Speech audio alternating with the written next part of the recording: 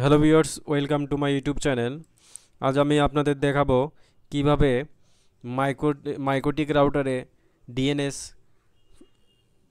DNS cache remove করতে হয়। চলুন তাহলে দেখি কিভাবে মাইক্রোটিক রাউটারে ডিএনএস ক্যাশ রিমুভ করতে হয়। প্রথমে আমি লগ ইন করবো। ওপেন করলাম উইনবক্স থেকে যাব হচ্ছে আইপি থেকে ডিএনএস ডিএনএসে ক্লিক করব। ক্লিক করার পর এখানে ডিএনএস এর সার্ভার হচ্ছে 8.8.4.2221.4.4.4। এখানে যে ক্যাশ আছে ক্যাশে ক্লিক করব।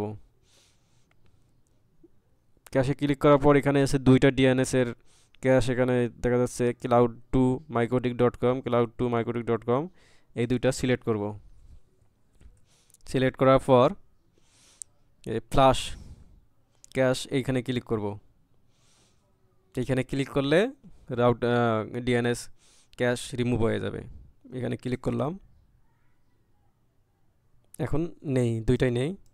সো ভিউয়ার্স, এইভাবেই ডিএনএস মাইক্রোটিকে ডিএনএস ক্যাশ রিমুভ করতে হয়। চলুন, ভিডিওটি ভালো লাগলে অবশ্যই লাইক, কমেন্ট এবং সাবস্ক্রাইব করবেন। ধন্যবাদ সবাইকে।